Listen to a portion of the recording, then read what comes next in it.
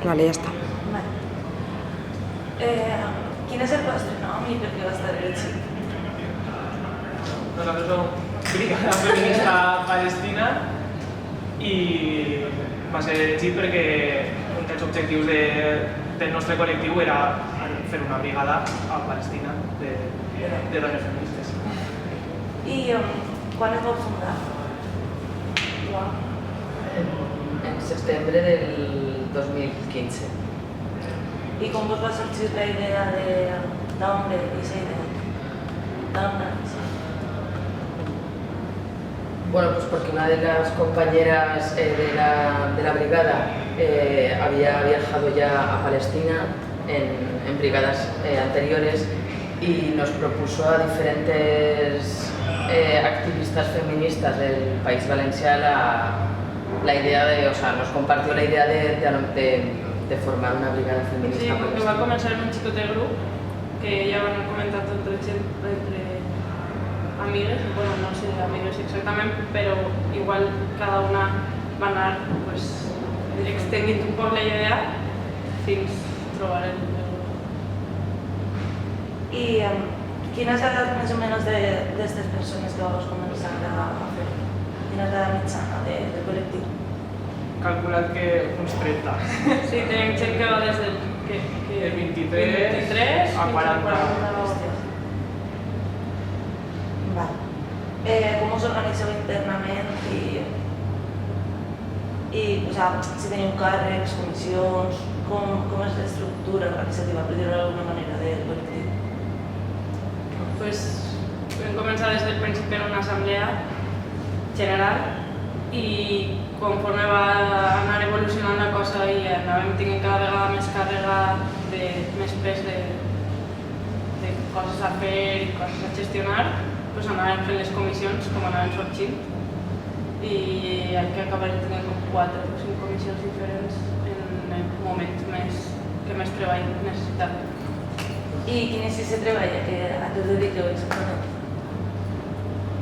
Fem sobretot, i va relacionat també amb els objectius de lo que era la brigada, era la denúncia i la visibilització de la realitat palestina o per almenys la realitat que nosaltres vam poder veure. I aquestes activitats de denúncia i visibilització es va decidir que s'anaven a fer a través de xerrades, de la creació d'un documental i després d'altres activitats que han anat sorgint sobre la marxa, com pot ser una expo de fotos o... Claro, también igual antes de hacer este viaje teníamos también como unos objetivos igual más focalizados también en la formación colectiva en cuanto a materia sobre Palestina y también de feminismos descolonizadores. Era un poco, hicimos una formación interna durante ese primer año y ahora que ya ha pasado un año desde el viaje estamos más en visibilizar todo aquello que hemos vivido, que hemos experimentado allí, que lo estamos compartiendo y eso, haciendo esa denuncia de la ocupación. Molt bé. Quantes persones s'iniciaren en el col·lectiu i ara mateix en quantes estem? Podem calcular que igual començarem com 20 persones en el que va ser com les primeres jornades de veure com s'anava a gestionar tot el grup i demés. Després, finalment, vam poder fer el viatge 16, no? Sí, 15 i ara ja. Bueno, sí, 16 persones i després, conforme ha anat passant el temps, han anat a menys i ara queden com 14 persones, però de les quals igual activament estem 8.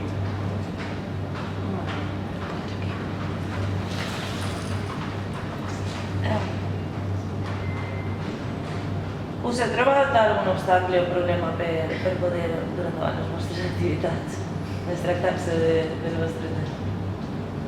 Direm que un poc l'obstacle en som nosaltres mateixes, la nostra organització interna com a col·lectiu i igual la implicació que igual han sigut molt desiguals segons les possibilitats de cada un.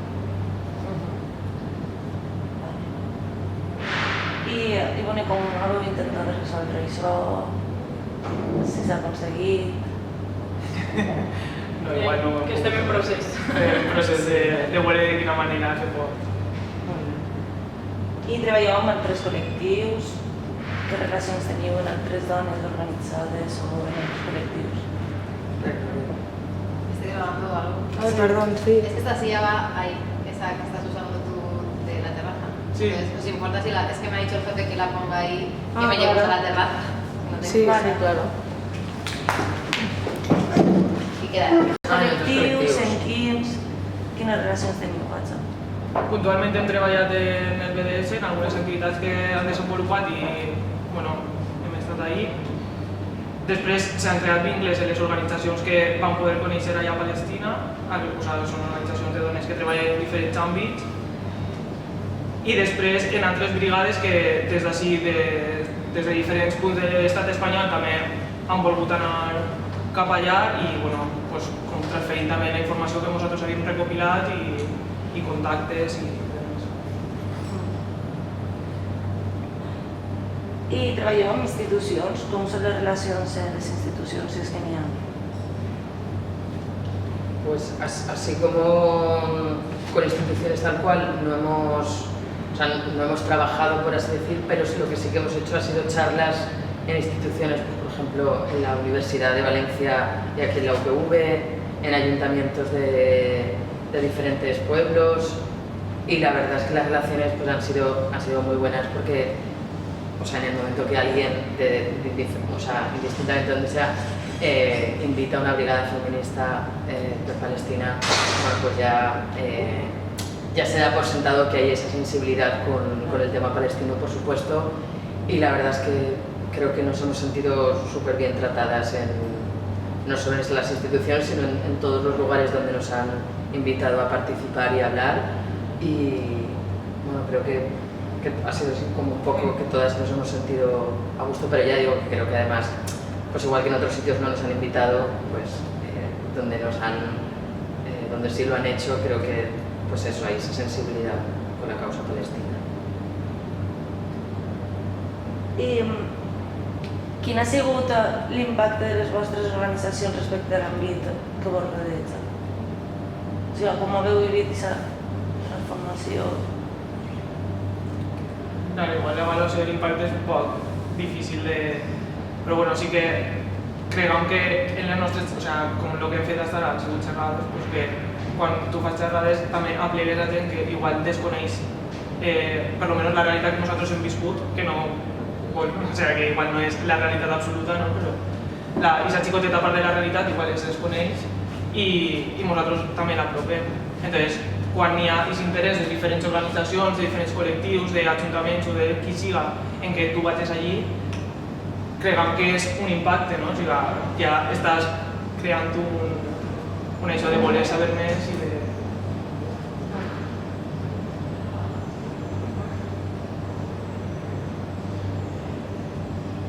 Ja està.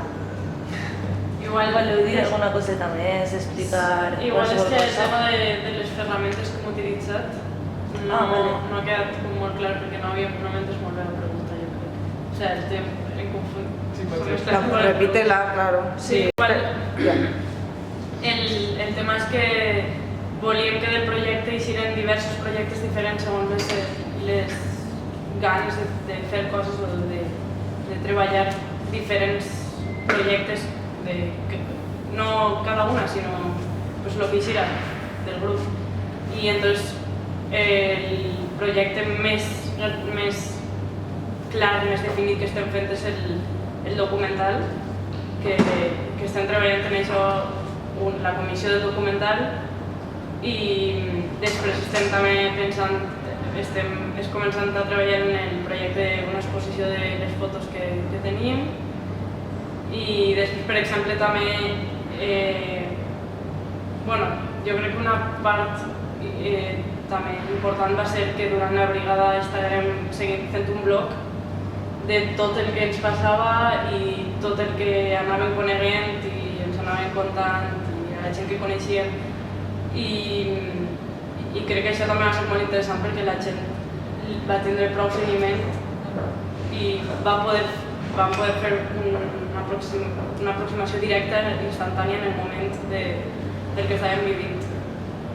I això, i després pues, estem oberts a qualsevol projecte que vingui de qualsevol. Vale. I també, donada la vostra tasca, quin va ser l'impacte de les vostres vides anar a Palestina? Un grup de dones feministes, en aquest sentit, no? En el sentit feminista i en el sentit de l'impacte que qualsevol li pot causar anar a un impacte. Crec que sobretot canviar la mirada, no? O sigui, tu des d'ací vius unes realitats i potser tens una concepció de les coses i viure allí, o sigui, viure aquella realitat en dones d'allà en una... no sé, és com de canviar la mirada també. Que pots projectar cap allà i inclús la teua mirada cap als col·lectius que tens al voltant en la teua realitat del dia a dia. Sí, yo creo, bueno, igual más a nivel personal, que no sé si... a mí me da también mucha sensación por lo que decía Paula, que desde entonces es como... O sea, a mí se me queda una sensación mucho de que hay que tomar partido, ¿no? O sea, me acuerdo cuando estábamos haciendo las entrevistas grabadas para el documental, muchas veces preguntábamos al final si querían, si querían dar un mensaje o querían así cerrar el discurso con alguna frase o algo, ¿no? Y recuerdo que muchas mujeres nos decían que toda esa comunidad internacional, ¿no? Tenemos que tomar partido en lo que está sucediendo. Y igual cuando vuelves no sabes, te dice la gente, bueno, ¿y qué tal? ¿Y qué ha pasado? ¿Y cómo te ha cambiado? Y en esos primeros meses solo estás como súper removida por muchas cosas, con muchísima información y sin vacaciones, ¿no? Entonces yo me acuerdo que estaba como, no podía procesar nada, pero cuando ha pasado ahora ya un año dices, pues mucho con esa responsabilidad de tomar partido en todo lo que nos pasa, o sea, en esas luchas que parece que no son nuestras, pero que sí tenemos un papel, ¿no? Yo creo que para mí ese ha sido el mayor aprendizaje, el decir, o sea, todas las problemáticas que hay, no es que las tengamos que abanderar nosotras, sino que tenemos que hacer, pues, poquitas cosas como, pues eso, denunciar, posicionarnos, ¿no? Formar parte del BDS, pues todas esas mini cosas que parecen como muy pequeñas, pero que creo que al final son las cosas que podemos hacer, ¿no? Y yo me quedo mucho con ese mensaje y que creo que es un poco el intento de lo que estamos haciendo y ojalá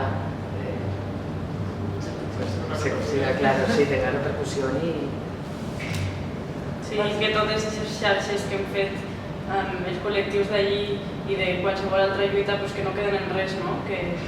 Que a través de lo que puguem fer, pues, és que la veritat que te deixa, bueno, a mi per lo menos me va deixar tot molt descol·locada i no sé, jo crec que encara després d'un any tampoc he pogut assimilar-ho tot.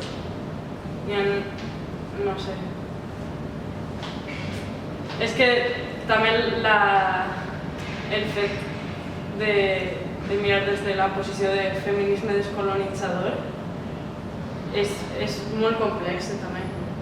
I és una cosa que hem fet una formació interna prou gran, però que no podem deixar de treballar en ningú moment perquè se te minxa si ho oblides. Pues moltíssimes gràcies. Sí, a vosaltres.